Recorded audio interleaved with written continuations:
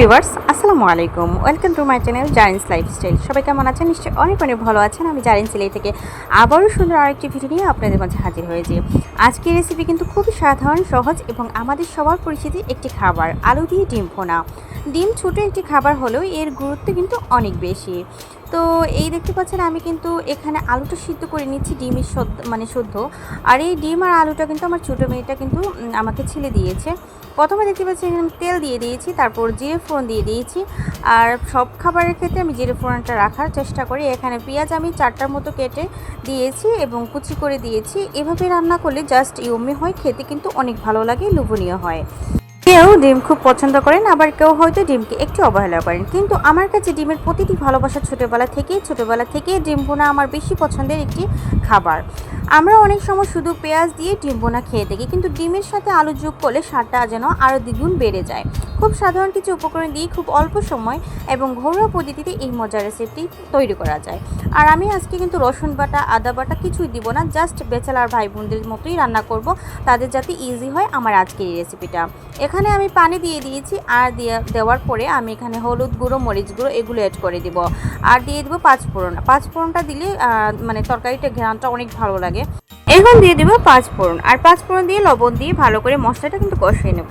বিশেষ করে আমাদের ব্যাচেলার ভাই বোনদের জন্য এই রেসিপিটা কিন্তু বেশ কাজে লাগতে পারে। যারা চাকরি করেন, টিউশনে করেন, পড়াশোনা করেন কিংবা ব্যস্ততার মধ্যে নিজের খাবার নিজেকে তৈরি করতে হয়, তাদের জন্য এমন সহজ এবং দ্রুত রান্নার রেসিপি সত্যি অনেক উপকারী। আমি জানি আমার আজকে রেসিপিটা ব্যাচেলার ভাই বোনদের অনেক উপকারে আসবে।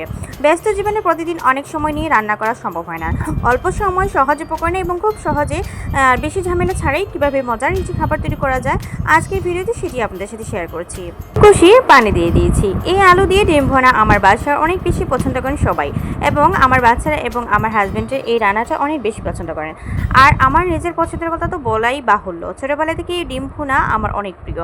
আজকের ভিডিওতে আমি আমার নিজের ঘরোয়া পদ্ধতিতে কীভাবে আলু দিয়ে ডিম ভুনা তৈরি করি সেটাই ধাপে ধাপে দেখিয়েছি। দিয়ে দিয়েছি টমেটো হলে জাস্ট ইয়ম্মি হয়, এবং মশলার সাথে টমেটোটা দিলে টমেটোটা কিন্তু মশলার সাথে একটু ঘনত্ব বজায় রাখে এবং খুব ঘনত্ব রাখে এবং ভুনাটা খুব ভালো লাগে। দিয়ে দিচ্ছি পানি। খুব সাধারণ কিছু উপকরণ, সহজ রান্নার পদ্ধতি এবং ঘরোয়া স্বাদ সব মিলিয়ে এই রেসিপিটি আমার কাছে ভীষণ ভালো লাগে।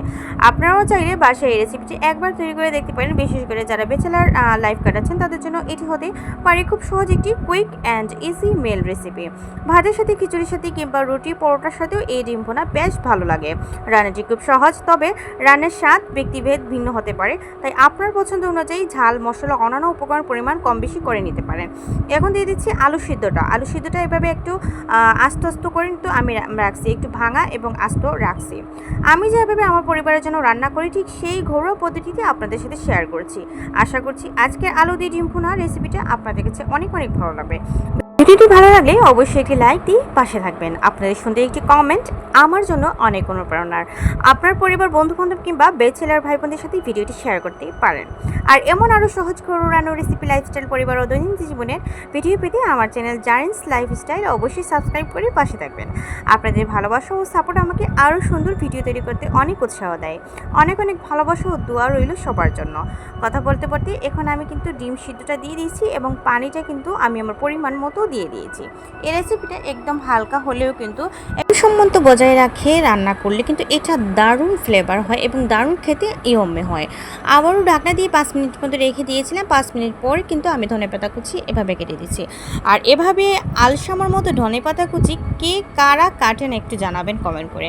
আমি কিন্তু বাবা এভাবেই কাটি, কারণ একটুর জন্য আমি আবার দাঁতে বসি না। তো এই তো সুন্দর করে কিন্তু ধনেপাতা কুচিটা দিয়ে দিয়েছি। দিয়ে দিব এখন আমার বাসার তৈরি জিরা ফোড়নটা দিলে কিন্তু দারুণ ফ্লেভার হয়। আর যেহেতু এটা বাসার, সেহেতু এটা স্মেলটাও কিন্তু ভালো হয়। তো এই তো খুব সুন্দর করে কিন্তু আমি রেসিপিটি রান্না করে নিয়েছি। আজকে এই রেসিপিটা কার কেমন লেগেছে অবশ্যই কমেন্টের মাধ্যমে জানাতে ভুলবেন না। আর ভিডিওর ক্ষেত্রে ভুল ত্রুটি হতেই পারে, কথাবার্তা এবং মশলা ভেদে আপনারা আপনার পরিবার অনুযায়ী কিন্তু দিবেন। তো আজকের মতো এই পর্যন্তই। নতুন ভিডিও নিয়ে অবশ্যই হাজির হব। সবাই ভালো থাকবেন, সুস্থ থাকবেন। থ্যাংকস ফর ওয়াচিং অ্যান্ড আসসালামু আলাইকুম।